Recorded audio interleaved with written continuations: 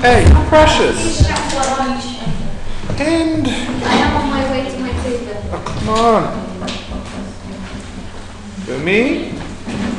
Bean, ready to start? So I think it was you, Miranda, maybe, or there was a question from the last one, which is a little bit tricky, you thought.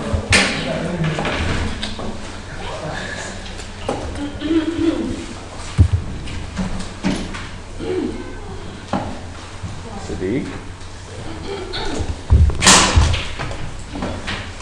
There we go, kind of. One more. Alright, so let's try that one, Miranda. What did you say it was? Yeah, so the question is tan pi over 2 minus x cotan x? That's it? Alright.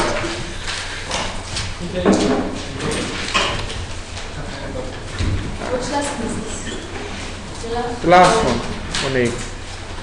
Hassan, please.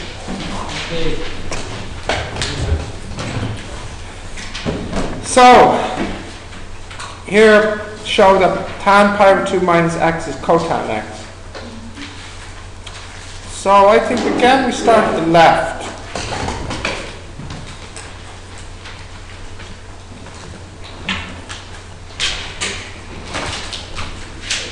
Tan A, tan B, all over 1 plus tan A, tan B.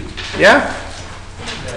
Now, I think next what I'll do is I'll divide everything by tan pi over 2. If you try to type in tan pi over 2 on your calculator, there'll be an error. So I'll divide everything by tan pi over 2. So I get 1 minus tan x over tan pi over 2 over 1 over tan pi over 2 plus tan x. Now the reason, well,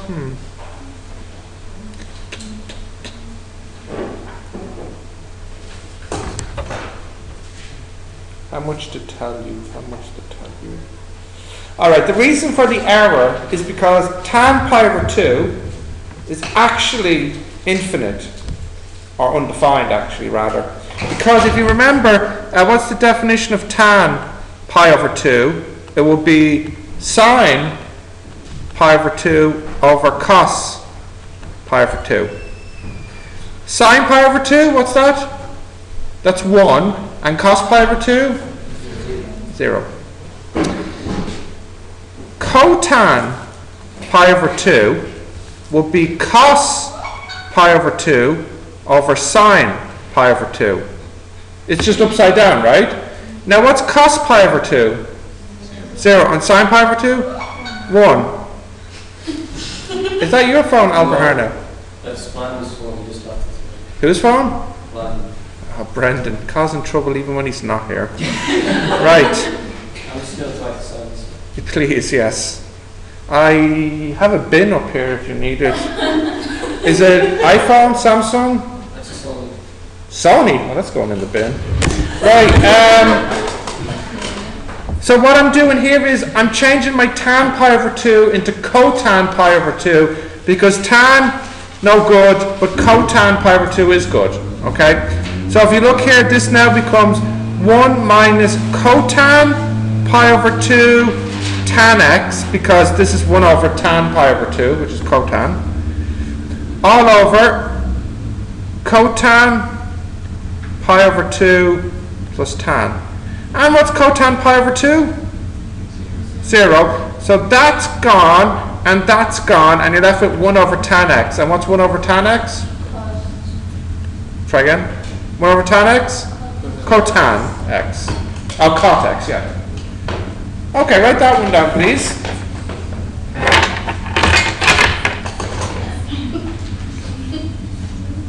Hind, Reem.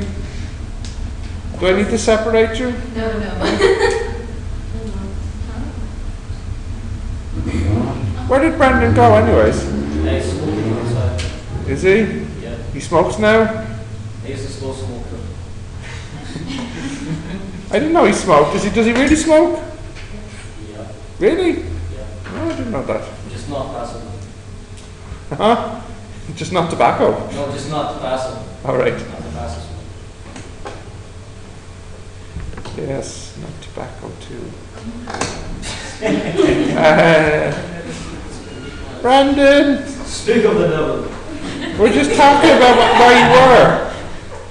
Why am I always the topic of conversation? Because you're like not here. And hey, Brandon, not only were you not here, your phone's going off as well. Sorry. Sit down. Silence. My friend was really hyped about the new Batman game that was released. No, No, no, it's very good. no. Joseph, come on. Sit down. Have you got your stuff out, your math stuff?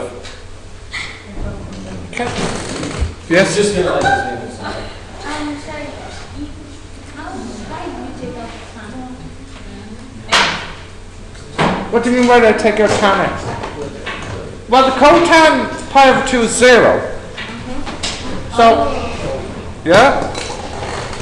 Okay. Now, anything else on that? No? Okay, so now we're going to look at the last part of the trig. Yes? Right, in a moment we'll look at the last part of the trigonometry.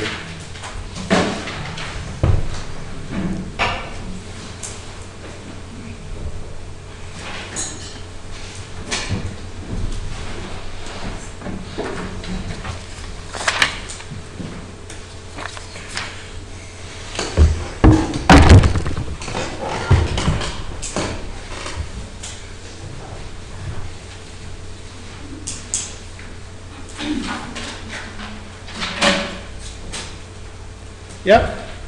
Okay. Now, this is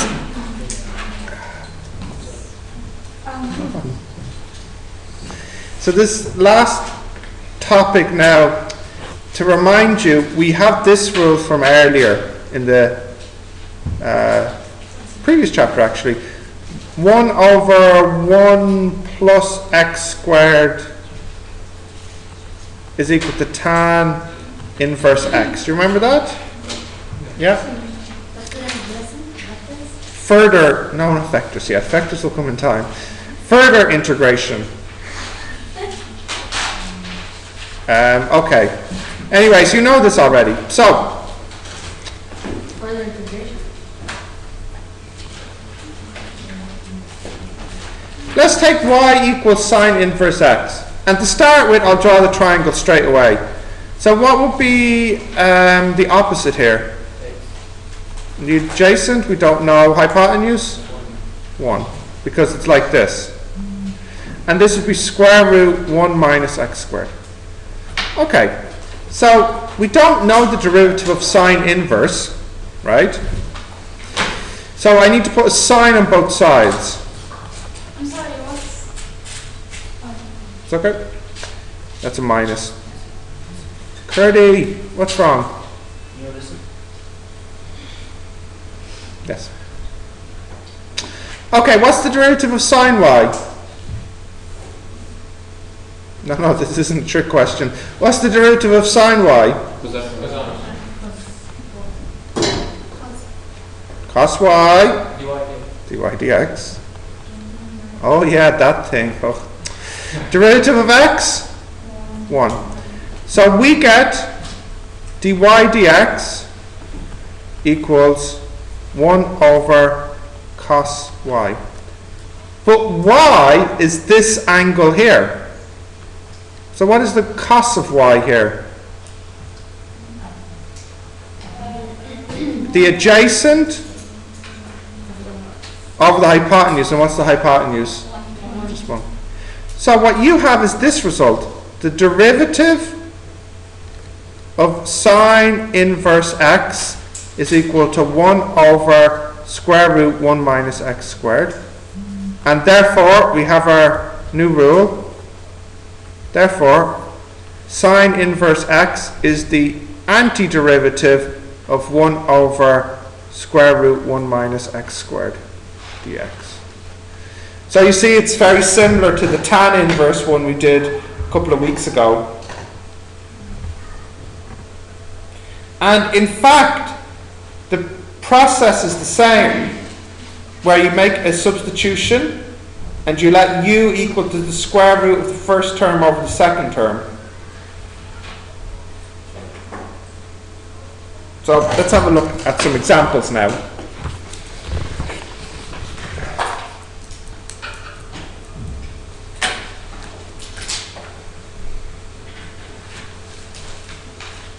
Okay. So our first example then. Example. Integrate 1 over 16 minus x squared with a square root. What's wrong? Question? Really? No? So the trick here is you let u, in this case, you let u equal the square root of the second term over the first term. No minus sign, just the numbers. So square root of x squared is of course x, and square root of 16 is 4. Now what would du dx equal here? I'll scroll down a bit. What would du dx equal here?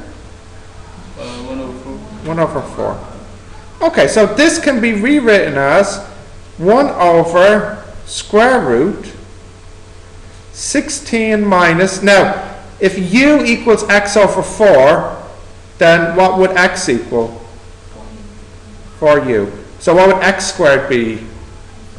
16u squared. Okay. And what's dx equal to? You can get it from this here.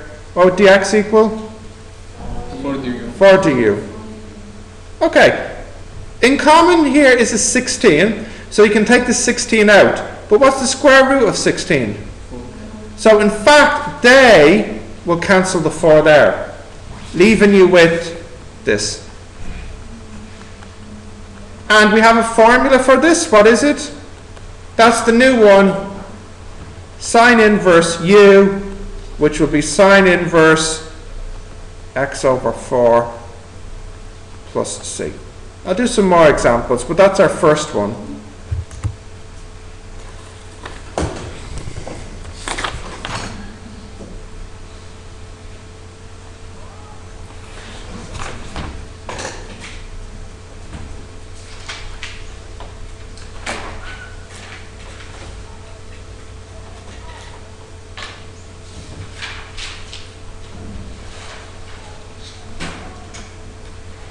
Got that?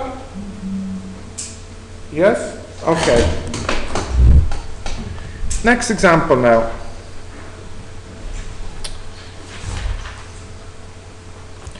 One over square root minus 609 plus 50x minus x squared dx.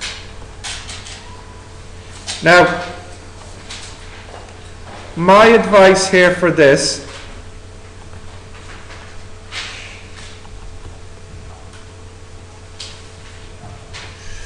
what you want to do is take this denominator and complete the square. But to make it a little bit easier, what you can do is write it instead like this. Take a minus out in front, so that would become positive, this one would become negative, and that would become positive. Why bother doing that? So you can at least make it look like this, which is easier to deal with. Okay, so if you remember how to complete the square here, this would be x minus 25 squared, and then we need 609 minus 625. So 609 minus 325, then what's that? 16? 609,325. Sorry, 625, that's what I meant. Oh, sorry. Yeah, 16. Not 16. Minus 16. Yes. No, it need, Minus 16. yes, it is. It must be minus 16. Okay. And then you can put the minus back in, and so you get 16 minus x minus 25 squared. Okay, now we can go back to the question and rewrite the question like this. Square root 16 minus x minus 25 squared. Okay, we let u equal square root x minus 25 squared over 16, which will equal x minus 25 over 4. So what does du dx equal? Who can tell me that one? 1 over 4. 1 over 4. So what does dx equal? 4 du. Okay, and then also you can rewrite this to say 4u plus 25 equals x. Can you see that? This can be rewritten to this form. And what we do is we take these two results. This result here gives us dx. And then this result here gives us the x.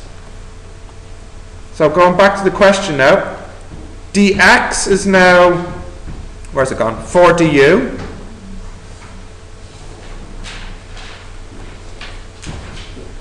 And then you have square root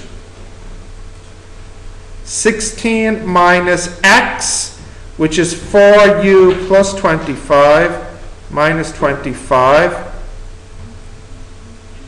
squared.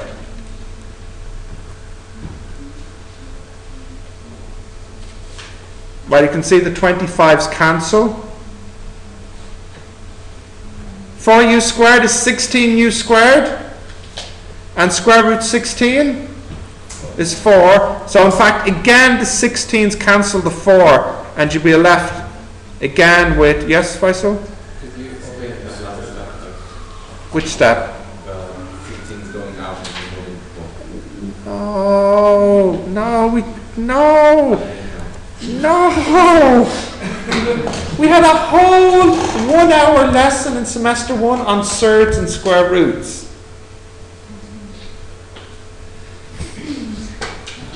Don't remember. I have no memory of this place. Alright. Tell you what, Faisal, if one other person admits to not remembering, I'll do it. Not to remember what? No, idiot. Guys. What? What's going on? Anyone? Anyone? What, not remembering what? How are we, what is not to remember She's something? not remembering what. She doesn't even remember what we did. Surds. Surds. And how the 16 in here cancels the 4 up here. Oh, because it's 4. Because the square root of 16 is 4, right? Yep, So that cancels. yep. Well, all of them is going. Did you scroll down to see? You tell us in semester 1, keep this in mind. Faisal, I'm just teasing you. I'll show you how to do it, okay? So look, if you have square root 16 minus 16u squared, you can write this as square root, and I know you're not the only one who doesn't know this, regardless of who actually admits it. So you can write that as square root 16 1 minus u squared. And then the square root can be separated into 2 square roots, and square root of 16 is the 4. Now you see, I've just confused them now by showing them how they did what they know how to do. It's nice. But at least now Faisal understands and nobody else does. It's a good switch around. Yes. Now this better not be about a square root. Yeah? Is it about a square root? Yes. Yes, okay. What's your question about the square root? You said every everything good, right? Yeah. Hey, look, what happened here is, these 25's cancelled, yes? 4u squared is what? 16. So what you have is a 16 here, and you'll also get a 16 here. You can take the 16 out in front, but it'll be trapped inside of a square root, and square root of 16. So there's actually end up being a 4 here that will go with that. Yes. Now we're all happy about our square roots. Yep, extremely happy. Sine inverse u plus c is the answer. So that would be sine inverse x minus 25 over 4 plus c. That's the answer.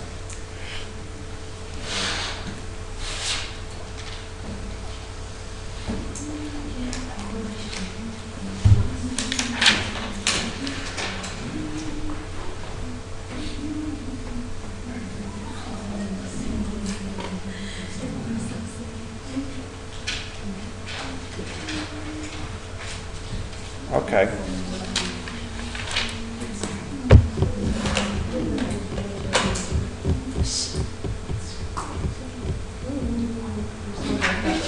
What? No fighting in class. I've got to separate you now. Do I need to separate? All right.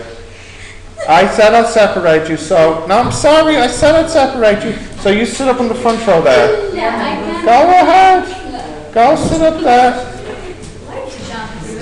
Go sit up there. It's like being in kindergarten. Go sit up there. Now she won't bother you anymore, okay? All right, no problem. You play nice now, okay?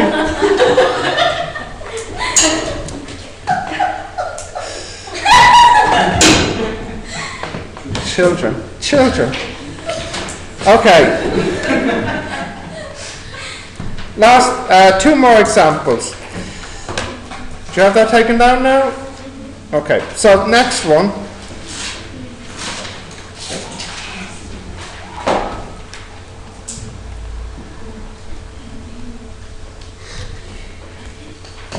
Now,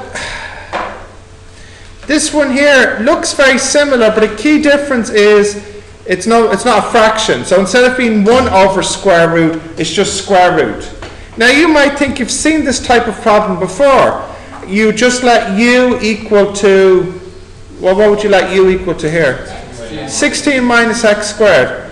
And unfortunately, that actually doesn't simplify it here. And the reason is, when you have seen it before, there's usually an x in the front here that will end up cancelling, making it simpler. So in fact, this particular type here, although it looks very familiar, needs an entirely different way to do it.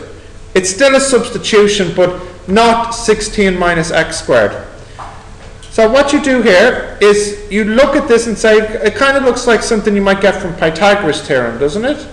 So you need to draw, if you think of it like a fraction like this, we can kind of imagine a triangle. What would the hypotenuse be? Well, we think it'd be 1. If we think of this as like something over a hypotenuse, okay? And then let's just double check here. Do we do it as a sine? Yeah. Yeah, these are all sines today. So I call this side here 16, no, sorry. Yeah, if I want to call this side 16 minus x squared, I can't really use 1 anymore because you are totally in the wrong classroom, man. Yeah. That's okay. Oh, wait! Are you 1 hour early, is it? Do you know what's going on? I think I'm supposed to be later. All right, okay.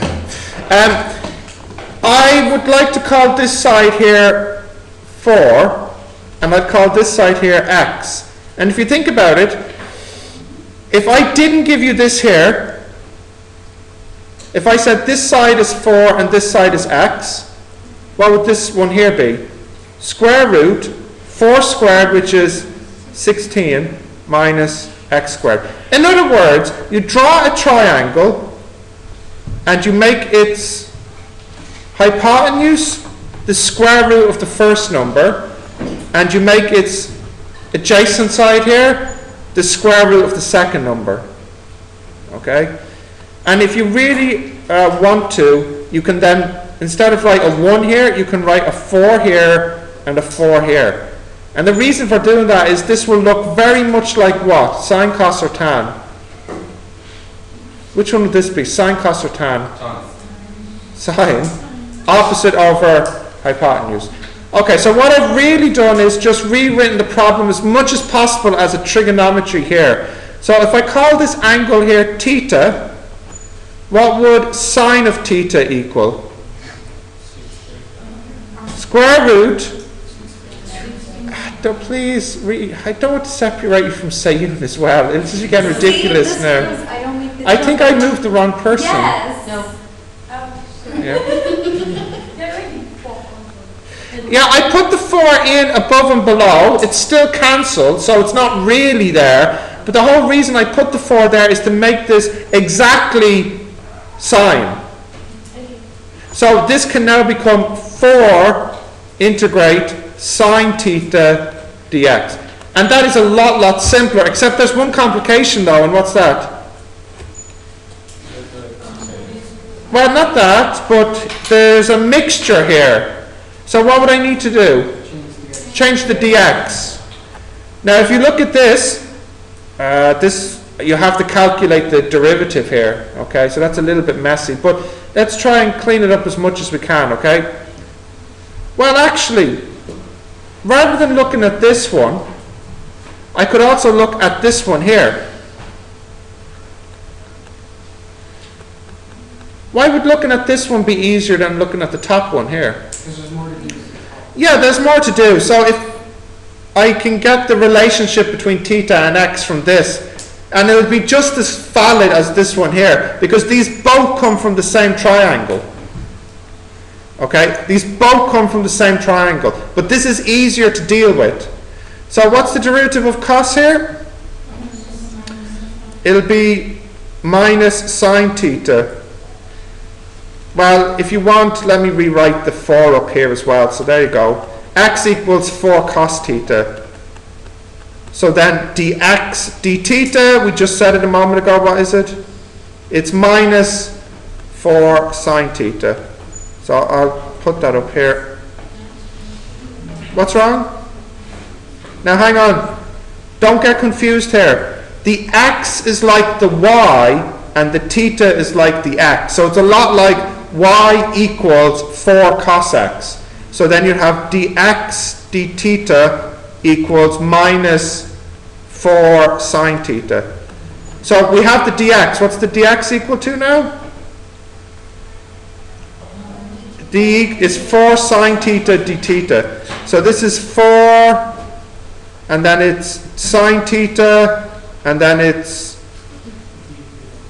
it's minus 4 sine theta, which equals 16 integrate sine squared theta d theta. Now, it was looking good, but now it's not quite as easy, but still easier. We have sine squared theta. Okay? Now, what we can do now is we have 2 choices to proceed, okay? Our first choice is we can use integration by parts, or our second choice is we can use a trigonometry rule to simplify this. Now, if you want, do you have your worksheet from earlier today?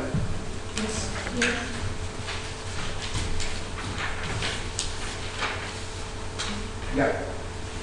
I'm sorry, how did you get the 16?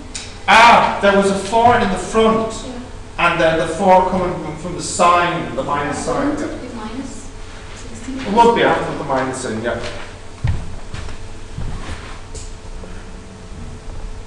Now, think about this. You can change sine squared into sine multiply sine. Yeah? So you could use integration by parts. Or, if you change sine squared into sine multiply sine, you can use the lesson we did, I think, earlier this week, where we changed products into sums. If you still have that worksheet. There's a couple of worksheets ago. Let's see, where's it going? What's the first Probably just products or something. There it is. Trigonometry to products of sine and cosine, yeah? So you can change, my point is you should do something with the product here. But I'll give you a little shortcut if you want, okay? For these types of problems, you'll always end up with a sine squared or a cos squared. And you can use your technique, or you can just remember one of the rules that you end up proving from this worksheet. If you look at the one from earlier today, look at 1F. Whose was this? This was yours? I think, yeah. Really? Right. If you look at 1F, you see our sine squared equals 1 minus cos 2x over 2. You see that? So I'm just going to use that rule directly. And before somebody asks me where did I get this from, or can you use it in the exam? Yes, you can use it in the exam. No, it's not in the formula book. So if you forgot it, you'll have to use your skills you learned from the lesson on converting products into sums, or you can use integration by parts. So substituting that in, I get minus 16 integrate 1 minus cos 2 theta over 2 d theta. Now the 2 can go into the 16 and the minus can flip that around, so you'll end up with 8 cos 2 theta minus 1. Integrate. Now, I'll go back up, don't worry. How would you integrate cos 2 theta? Like, how do you integrate cos 2x? What do you do? It's a substitution. So what do you let u equal to? 2 theta, or 2x, or whatever. But, I don't recall if I told you this, but there's a very quick way to integrate cos 2 theta. Firstly, what's the derivative of cos? The antiderivative of cos? It's sine. So the quick way to integrate cos 2 theta is just to change it into sine 2 theta, but then you divide by the inside derivative, which is 2 here. This should remind, I think we did something similar with powers as well, didn't we? Like, if you want to integrate, for example, 2x plus 1 to the power of 10, you increase the power, you divide by the new power, and you divide by the inside derivative. What's the antiderivative of 1? Antiderivative is, so here it's theta. Nearly finished, we just have to change our theta back into x. So if you look back up here, sine theta you know, and cos theta you know. So which do you have here? Sine 2 theta. If you like, you can change that into 2 sine theta cos theta over 2 minus theta plus c. Okay, what happens to the 2's here? They cancel. And now, sine theta, I think I said was square root 1, or what was it? 16 minus x squared over 4. 16 minus x squared over 4. Cos theta was x over 4.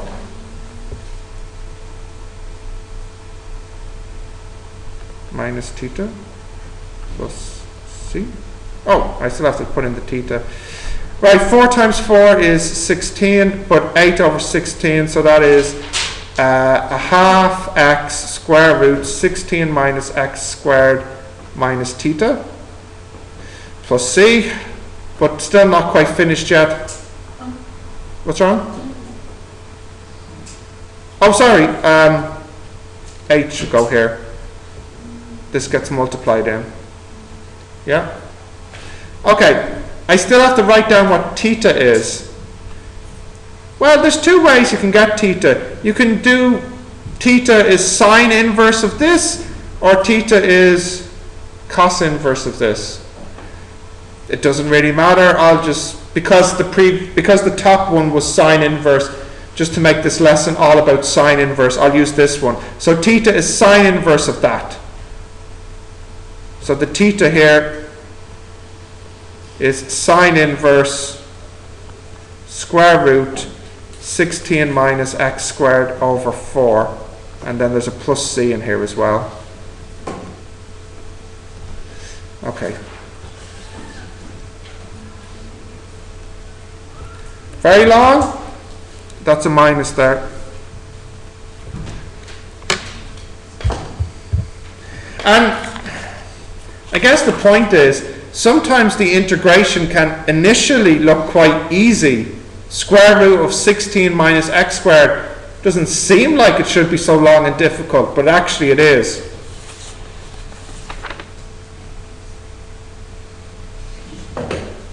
Scroll up? Yeah. How far back now? 10. Okay.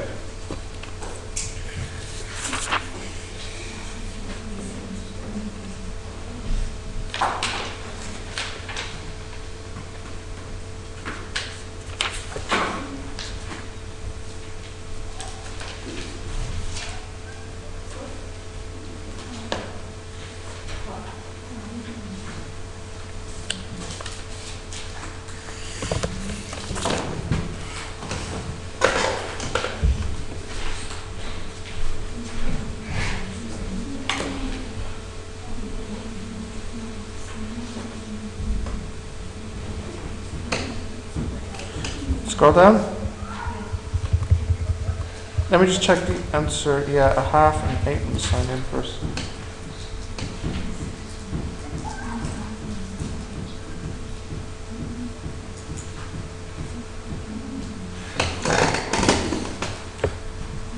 Okay, I'm going to give you the worksheet, but just to let you know, I have a bracket in the wrong place for the answer for question 2. So when you look at number 2, there's 2 brackets, okay? The second bracket is way too far down the fraction. The second bracket should really be right beside the first bracket, okay? It's misplaced. So you'll have a look at it when I hand it to you now, but you need to move the second bracket up to the piece of the start. You'll see now when you look at it. Okay, so just make note of the change back here. These brackets should be with the sign inverse there, not the back, okay? So these brackets at the back should be up there with the close in the sign inverse. So again, the brackets need to close the sign inverse. The brackets need to be here, closing the sign inverse. And for the answer back here, the brackets need to be moved there, closing the sign inverse. Let me show you. Yeah, so like they need to close here, not back there. So these brackets need to close here, not back there, or this place. So that's the answer side.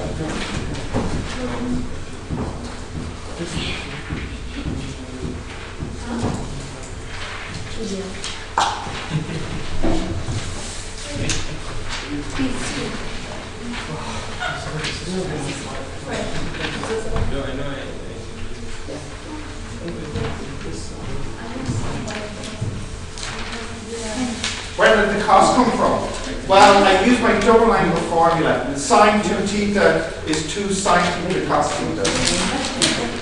Where did the bracket? She's Don't make me put you in the timeout corner, okay?